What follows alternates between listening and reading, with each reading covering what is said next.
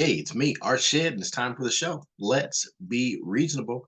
That's what we do on the show. We try to be reasonable. It's our job to be objective in situations, not subjective. We try not to get so wrapped up in our emotions and our feelings. I know it happens, and I also know that it's probably going to happen on this show for me too. But so I'm just as when I say let's be reasonable, it not only means be reasonable, you guys, but it also means I need to be reasonable too. So, in the comment section, if you think I'm not being reasonable, point it out, and I'll look at it. And if it could be true, and if it's it, I'll try to make the adjustment. If it's not true, then of course, I'll say something about it. But, folks, this show's dedicated to common people. We know you're getting your news out of many different silos, right? I don't care where you get it from, as long as we're all being reasonable about the information that's being presented to us. And of course, that being the case, uh, uh, you know, we just owe it to ourselves as a country to be as reasonable as possible because that's the only way this experiment survives. All right. So that being the case, let's go ahead and jump into the weekend show, right? This is the top 5 news stories of the week. I don't think this week disappoints. So let's go ahead and jump right into it. In the number 5 spot, my favorite topic, maybe not yours, but my favorite topic. Let's talk about Bidenomics. Bidenomics is in the news yet once again. Of course, Friday we had the jobs report come out, and the jobs report was actually kind of favorable to the president. We saw 206,000 jobs created during the month of December. The unemployment rate is holding at 3.7%. So remember, full employment is anything 4% and under. So we're at full employment. The economy is doing well. I also like to look down at the revised numbers down at the bottom. So you see that right here. When it comes to the revised numbers, what I'm looking for is the November number. So the November number, it says, was revised down by 26,000 jobs.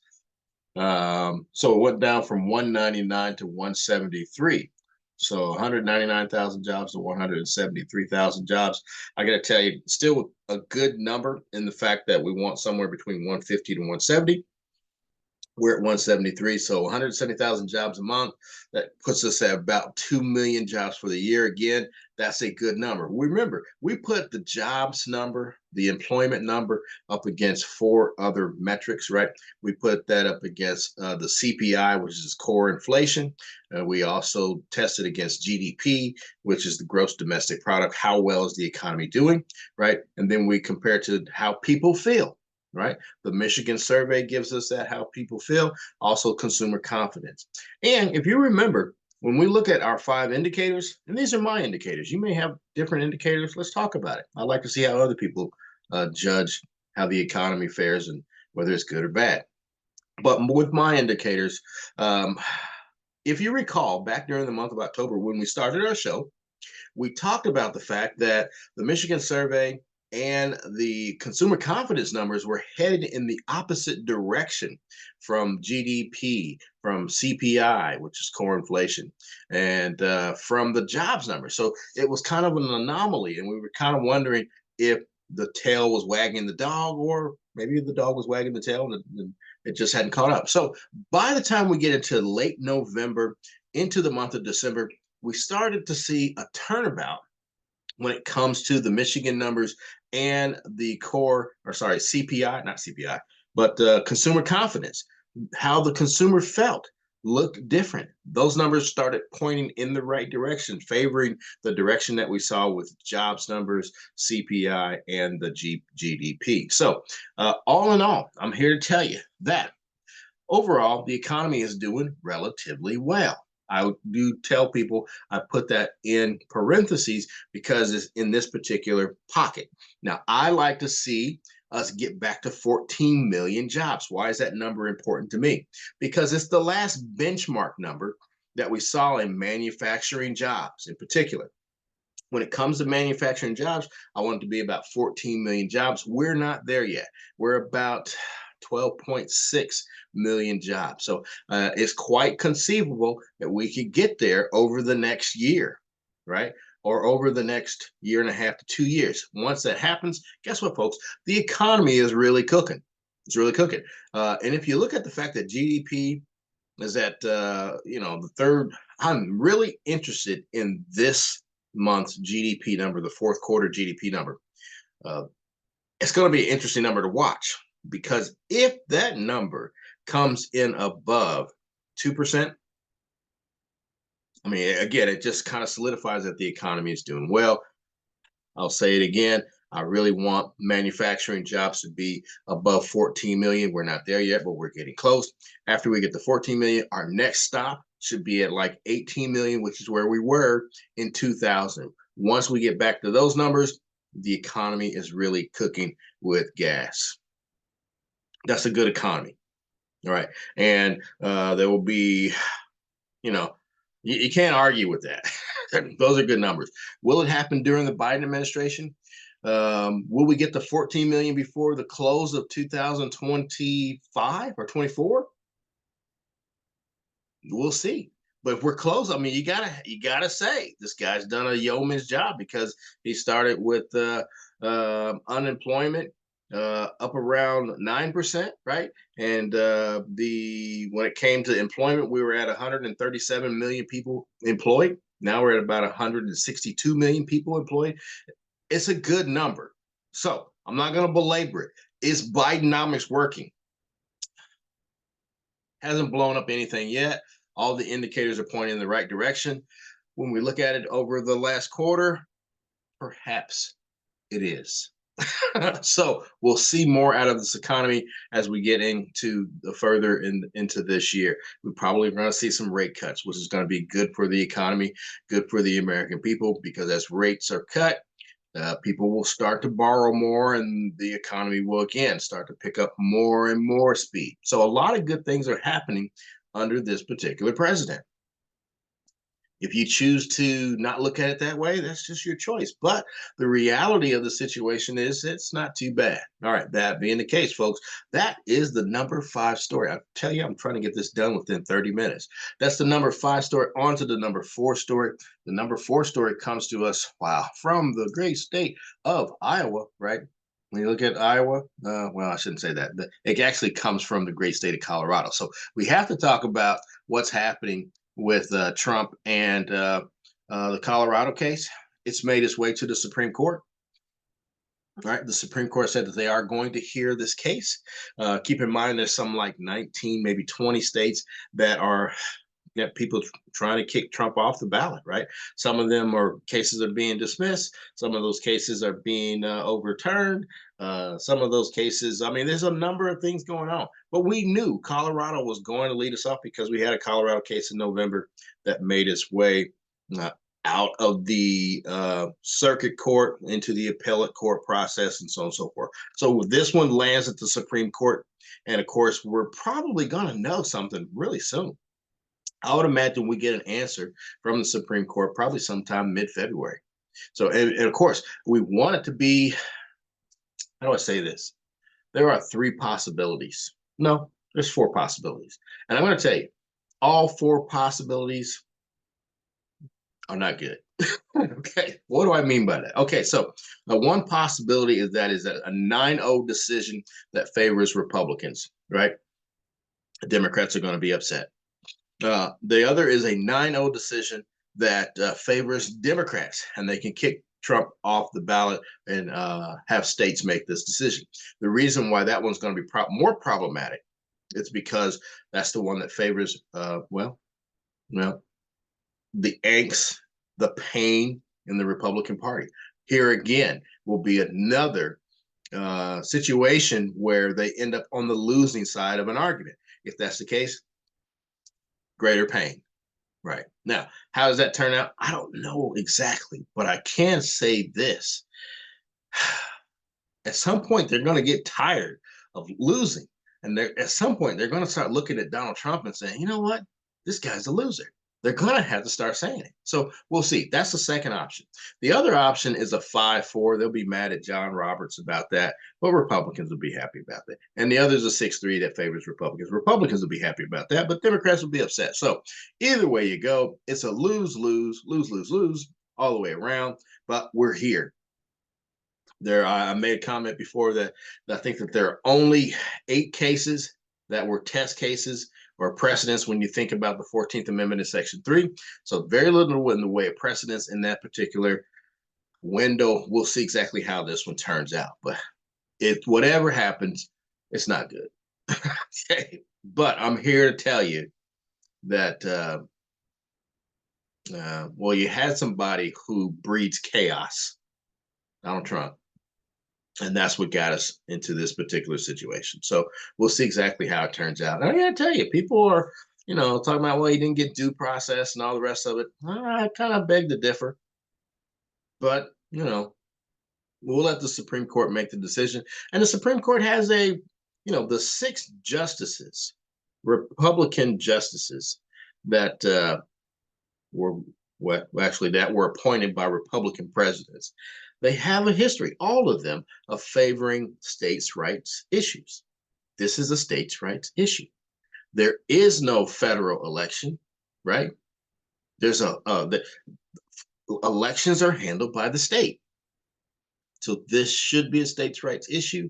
It should be a 9-0 decision favoring being able to remove Trump from the ballot. But I imagine there's going to be some mental gymnastics that will be cultivated in order to keep him on the ballot. So we'll see exactly how it all turns out. But obviously, it's there. In this case, has made its way to the Supreme Court. So, okay, so we had Bidenomics in number 1 spot. Is it working? Possibly working. Sorry, in the number 5 spot. Is it working? Possibly working. In the number 4 spot, this court case in Colorado has made its way to the Supreme Court. Can you kick him off the ballot? We shall soon find out. Right. And remember, there are some particular details there that need to be worked out too, because he's on the ballot for now. If the Supreme Court sides against him, he's off the ballot. His ballot, whatever came out, doesn't count. So it won't count. So anyway, he's got his hands full there. In the number 3 spot for the night, the number 3 story comes to us from the great state of Iowa. We got to talk about what's happening in Iowa from the standpoint of the election. Remember, there's an election that takes place this November.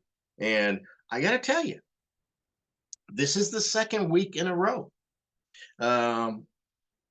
coming into the home stretch. Remember, the caucus is on the 15th. And coming into the home stretch over the past 2 weeks, Trump has turned his attention from Ron DeSantis, and he's focusing squarely on Nikki Haley. So forgetting the first part, the fact that he is attacking Nikki Haley going into Iowa, I don't know about you, but it tells me things. I mean, I see the music. I've seen this. I know this music. I've heard it before. Remember, people, back in 2016, Donald Trump was the favorite in Iowa, only to see Ted Cruz win Iowa soundly. Okay, so remember, the governor in Iowa has put her support with Ron DeSantis. This could be Ron DeSantis' state to win. But the fact that Donald Trump's attention is on Nikki Haley says to me that he is more afraid of Nikki Haley going into the home stretch than he is Ron DeSantis. Why could that be the case? I have said this a number of different times, and I'll reiterate it again. I think he is afraid because he knows if he can't get to the magic number for clinching the Republican nomination by March, he's in trouble. And the reason why I say that is he's in trouble is because he's got way too much going on going in March into the rest of the year. Now, he's trying to get all that stuff off his plate, but, the immunity case is making its way to the Supreme Court, being heard by an appellate court, the appeals court this week. So there's going to be a lot of questions there. I imagine that case gets kicked, or they will disagree with the president. And of course, he will appeal to the Supreme Court. That will be heard. And now, does the Jack Smith case take place in March? Don't know. It's on hold. We'll find out. But uh, if he doesn't clinch by March, he's got his hands full. And remember, he's got a couple civil cases. He'll have an answer back from the judge in the fraud case, right? And if that verdict comes in above $500 million, trust me, he ain't gonna be happy about that. He's got a lot on his plate, and I gotta tell you, at some point, this again will start to play into the psyche of the Republican Party. Are they going to start looking at him as a loser? And when will they wake up and look at the polling data when you look at the head-to-head comparisons to Donald Trump and Nikki Haley? She's beating him like 9 points. I know Republicans, it's early. And that sets up well for a good general. But at this, if he doesn't get it by March, I think it makes its way. We'd be looking at a brokered convention. And there's going to be a lot of people that are going to be making a decision, I think, for Nikki Haley as opposed to Donald Trump. Because at some point, they're going to have to come to some realizations. But, I'll let that kind of work its way out. But again, focus your attention on the fact that he's trained his ire on Nikki Haley. I mean, and some of the things he said about her, this is kind of shop talk, but, he said she's been in the pocket for open border or the open border establishment donors her entire career. And then he goes and calls her a globalist. Now, remember, she is, you might say the Republican neocon, and neocons basically are, I would say traditional Republicans. These people believe in cutting taxes and cutting debt and deficits and all of those different things, that family values, all those different things that Trump's not for. So, and if you think about it, the last one, her surrogate came out and said that Donald Trump possibly doesn't remember that Nikki Haley's past is one where she had the toughest anti-illegal immigration law in the state or in the country for the state. Let me try that again. She had a very tough stance when it came to illegal immigration in the state of South Carolina. And they also kind of followed up back when Donald Trump was still running around New York City as a liberal, which is true. I said that too back in 2016. This guy he's not a Republican. At some point, they're going to wake up and remember. They're going to look at that and start asking themselves some questions. I mean, they're going to look at, the tariff issue, and they're going to say, wait a minute, tariffs are a tax. At some point, they're going to wake up and shake themselves. I keep waiting on it. It's going to happen. Tariffs are a tax. Donald Trump is a liberal. He's a liberal Democrat. They're going to say this. When it happens, I'm going to tell you, people, don't be surprised. They're going to shake themselves and become the party that we're used to hearing from, as opposed to whoever the hell they are right now. Just a matter of how it works, right? So we'll see how that all materializes. But again, his attention is on Nikki Haley. So somewhere internally in that party apparatus for Donald Trump, that group, the MAGA, the wing, they know something is amiss there. We'll see how it all materializes. But remember, I told you, 2016, he was a favorite then. Ted Cruz ended up beating him. And I think Ted Cruz was endorsed by the governor of the state of Missouri, or not Missouri, Iowa back then too. So I'm almost certain of that. But so anyway, we'll see how it all works out. But again, Nikki Haley, watch her. Watch Nikki Haley. All right. So look, folks, that's the number 3 story. On our way to the number 2 story. Of course, the number 2 story comes to us by way of, well, you got to ask yourself, what's going on at the border? Right? What's going on at the southern border? And of course, as you look at the news, what you'll see at the southern border is there's a lot of Republicans walking around. right? Some 60 fellow Republicans are down there with Speaker Mike Johnson, right? What are they doing? No, they're just walking around, cruising. That's all they're doing, people. Why do I say it like that? Because they're not interested in solving this problem. For anybody who is in the bag on the notion that Republicans are about solving problems, come on, shake yourself, because they're not. This issue, the border, amnesty, all of this stuff, you can go back to the 1980s. They've never been on the issue or on the bandwagon with amnesty. And amnesty is a product of um, well, people arriving illegally, seeking asylum, having babies here, and they're not for that. They never have been. So you got some 10 million or 12 or 13, whatever the number is today, of illegals, illegal aliens walking around the country, working, right? Now, are they going to bite the Chamber of Commerce and say, you can get rid of these illegal aliens? I'm not going to do it. It's bad for business. And for everybody who thinks that this is Democrats, I'm telling you, no, it's not. And I got to tell you, I have a sneaky suspicion.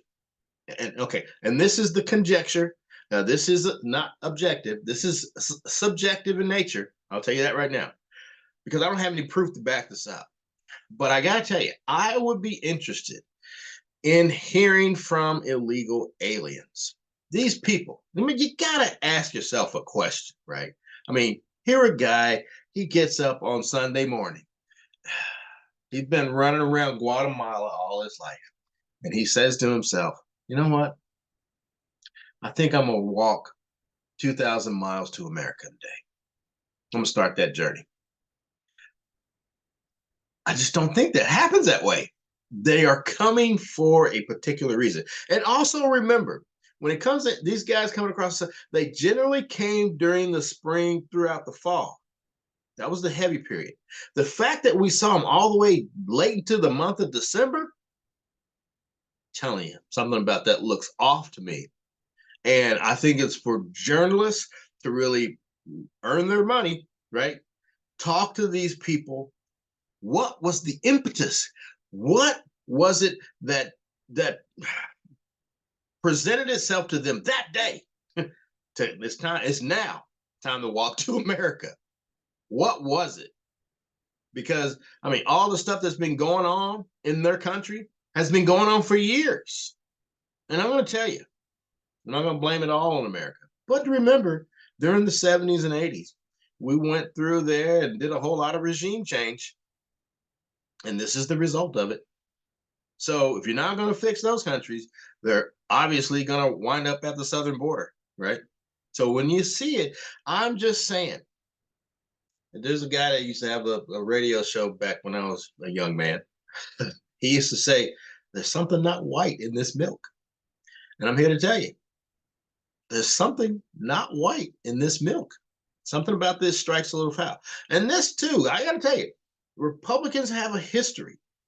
Remember the Carter administration, reported by the New York Times probably sometime early last year. It was finally somebody who was about to kick the bucket, right? And they confessed and said that the hostages were held up in Iran because Republicans wanted them released when Reagan became president. So, can you put it past them to drop in leaflets or whatever it may have been in Guatemala or someplace in Central America, telling people when to come to the U.S.? I'm going to put it past them. But it's all conjecture. I think that's where the media, the journalists need to be journalists and find out what's the impetus. I mean, I've heard the stories about people needing to get out of there in order to protect their family and all the rest of it. But there's something more there, and we need to figure it out. And there's a lot of mails coming based on the Homeland Security, their statistics. A lot of mails coming. Something's amiss here. and we got to get to the bottom of it. But anyway, they're down at the border. When it comes to what happens, remember, they kicked the ball down the field. During December, Congress had it on their plate. The House was told by the White House, hey, whatever it is you guys want, mark it up. We'll make it happen. What did the House of Representatives do? They went home by the 15th of December. They weren't interested in solving this problem. They weren't interested in either giving money to Ukraine nor Israel. Now, the president found a way to get money to Israel, but anyway, that's another story. The Senate has been quarterbacking this. The Senate, they're going to work some deal. Will it look like changes to immigration, asylum? I don't know. Will it include border wall? I highly doubt it.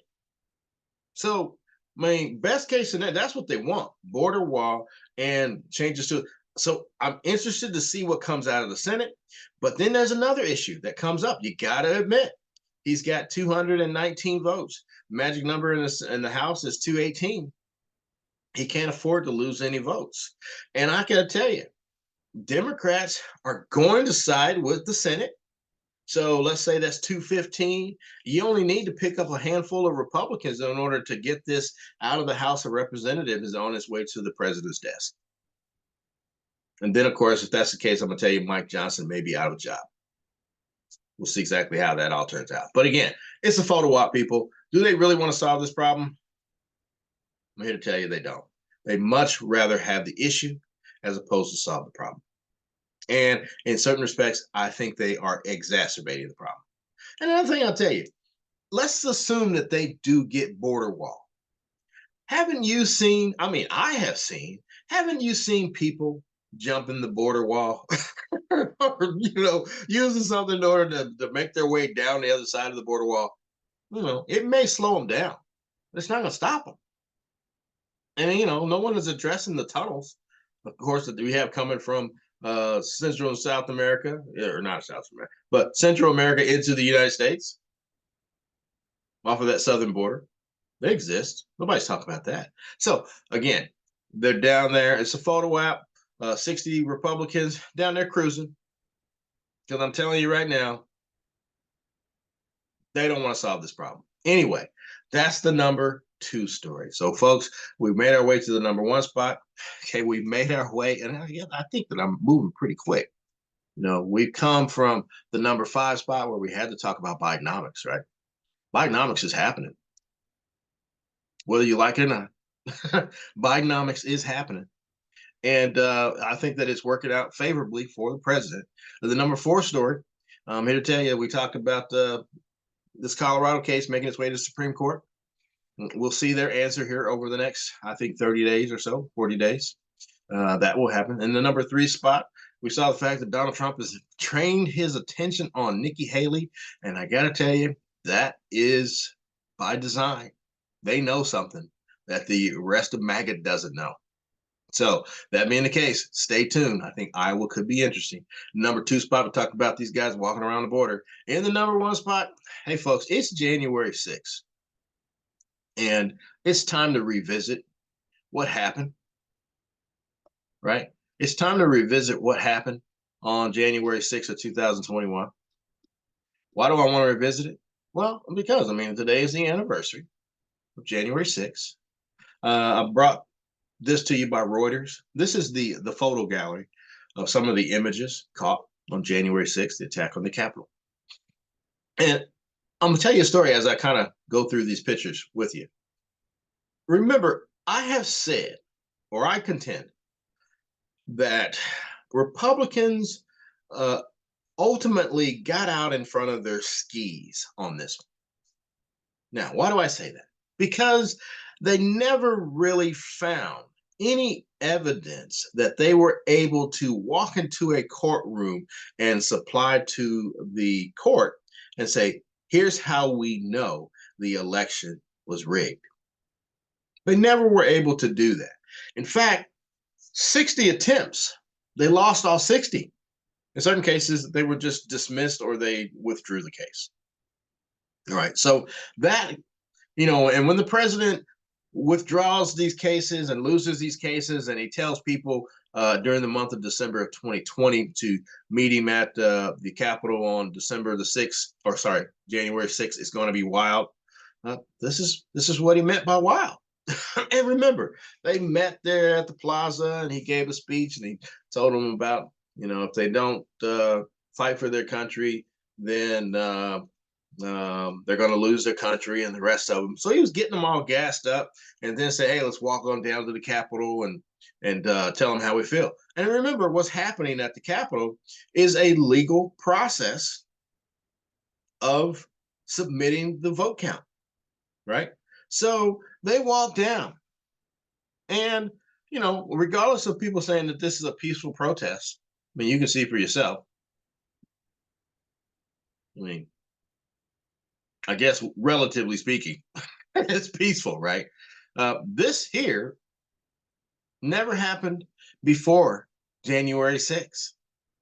Did a Confederate flag fly in the Capitol building? What's wrong with these people? But anyway, that happened, right? But again, they got out in front of their skis. And when they got out in front of their skis, I'm here to tell you that everything that they're doing at this point is insurrection. They're stopping the process. The insurrection against the U.S. Constitution. So, I mean, a lot of people will sit around and say that they're patriots, but I'm not quite certain that this falls under the heading of reasonable, personally. All right. And why do I say that? Right. I'm just telling you, the reasonable person's standard. The facts did not support their situation. Therefore, this is insurrection. You didn't get the result you're looking for, therefore you're mad about it, and this is what you're going to do. They attacked the Capitol that day. Number of people have gone to jail, have since been released. Some people are still going to be in jail. Some of those people are going to be in jail for 18 years to 20 years. Enrique Tarrio and I can't remember the guy's name. Promise Keepers, not Promise Keepers, whatever they were. But anyway, those guys, Proud Boys. No, and that's a slip of the tongue, but I'm not too far off. If you think about it, but we'll talk about that some other day. Somebody will know what that means. So anyway, when you look at it, this is insurrection. This is textbook definition of insurrection. That's happening.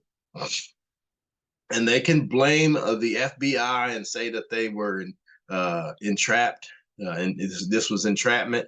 I'm here to tell you, I don't believe that to be true, but let's walk down that road. Let's assume that it is entrapment. Now, you can get in front of a judge and say, "Judge, this was entrapment. I believe that this was orchestrated by the FBI." Now, you stand up there, and the judge is going to ask for proof. And one of the tests that they generally use in order to find out if it's true is they try to determine if you would have done this anyway. And I have to tell you, you got a 10+ year track record of saying some very disturbing things that sound like insurrection. That sound like everything, talk about Civil War and the rest of it. That sounds like insurrection. It just does. And you can kind of dress it up like you guys are patriots and all the rest of it. But at the end of the day, if it doesn't come with supporting facts, this is where you end up. And this is insurrection. So, I mean, we see these pictures. And then, I have to end this by saying this. When I'm coming to the end, people often ask, what are they really mad about? And I'm here to tell you what they're really mad about. They're really mad about the economics. They probably don't know that, but they are. And the reason why I say it's about the economics, because they are upset that the economic landscape doesn't favor them anymore. Now, and they have been taught and told by guys like Rush Limbaugh and I like G. Gordon Liddy, although he was on the right. But I did like G. Gordon Liddy. I thought he was funny and entertaining and kind of crazy. But I like G. Gordon Liddy. But all of these guys were telling him that it was the left and it was the government that was doing this. No, people. When it comes to the economy, this is a product of supply side economics. Plain and simple. What they're upset about is the fact that supply side economics, after a period of 40 years, does not favor them. And in fact, there was rumblings about this 20 years ago. It does not favor them. They just didn't want to see it that way. They've always seen this as the communists and the socialists and the leftists and the Democrat Party are doing this. No, people. It's supply side economics. That's what they're really upset about. But they take it out and say that, well, we know. And, think about the genesis of all this. They've gone from losing the policy argument on a number of different occasions, right? Now, and even when they lost the policy argument, let's say Democrats are in power, Democrats haven't moved incrementally away from supply side economics. Democrats have grown to embrace supply side economics. So, what they're really upset about is the fact that the economics no longer favors them. There are people getting ahead when they're, they feel like they should be the ones that should be getting ahead, but they're not. But it's not the Democrat that's doing this to you. It's supply side economics. And they got you out here so far that they got you committing insurrection against your government. The Constitution, not the government, the Constitution. That's where you end up. And I don't think this is the end. That's the problem. Everybody talks about there being a threat against them. Look, I told you that this election cycle is going to be a doozy. I think it ends in a very bad spot. Because if Biden is reelected, they'll have more angst and pain that this doesn't favor them. But I'm here to tell you, even if you look at the Trump record during the Trump years, the only people who made out like bandits during the Trump years were rich people. It's just the truth. Did your situation materially get better? If you're one of these guys, did your situation get better during the Trump years? I'm here to tell you, no, because the Trump years were full of what you saw during the Obama years, full of what you saw during the Bush years, full of what you saw during the Clinton years. Well, more so Bush going forward. A lot of incremental fixes, band-aids, that at the end of the day really didn't change the calculus. So they got you gassed up, and at the Capitol on January 6th, this is the result.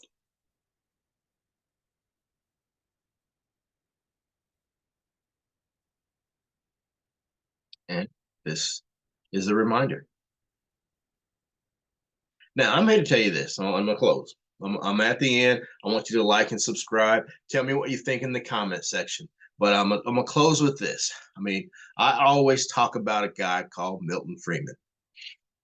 And Milton Friedman, if you are a product of the 80s, Free to Choose was a show that was on, right, during the early 80s. I actually had a chance to rewatch all of those episodes again not too long ago. And I'm here to tell you that this is a comment that I highlighted. The fundamental threat to freedom is power to coerce. Coerce. Be it in the hands of a monarch, a dictator, an oligarchy, or a monetary majority. Now, everything that you've heard over the past 5 to maybe 8 years or so. You've heard a lot of oligarchy talk. You heard, I mean, the monetary majority that he's talking about, I'm here to tell you, we also call that lobbyist. And the people who've actually made out like fat cats in this country have been people who support the government apparatus and control the legislation. Remember, lobbyists are the ones that write legislation. So you're mad about that.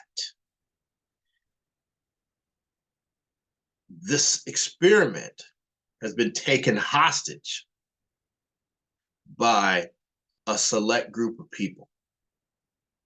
And this select group of people, in my estimation, have turned one side of Americans against another, when in reality, they're the architects. While they get rich, they got you running around here upset about the crumbs that you're receiving. I want you to think about that, because that's where we are. That's what happened on Jan 6. And that's the reason why 2024 is going to be a zoo. Because you're still thinking that it's the Democrats that are doing this to you, communists, leftists, and all the different things that you say. I'm here to tell you. I'm here to tell you, as a political scientist, I'm here to tell you that Democrats would be lousy when it comes to the socialist experiment or the communist experiment. You know, anytime, I'm talking about, poor Democrats, right? So that's who they like to bag it on, right? Poor Democrats. Anytime you have poor Democrats selling food stamps, trust me, that has more to do with capitalism than it does socialism. Okay, so think about that very carefully, right? But hey, folks, we're done for the night. I'm done. Hopefully, I'm under 30 minutes. I sure hope that I was able to accomplish that. But I know it said a lot. But this is where we are. I look forward to next weekend as we get closer to the caucus in Iowa. I'm looking forward to giving you some predictions. There's some doozies. So be prepared. It's coming up. You'll probably hear about it or see it during our next Saturday or Sunday, whenever I do this show, right? Our top 5, because it'll be there. Some of my predictions for the caucus will be in that broadcast. So, folks, hey, we're done for the day. Hope you enjoy yourself. Go out and make it a great day. And guess what? We'll see you again next weekend.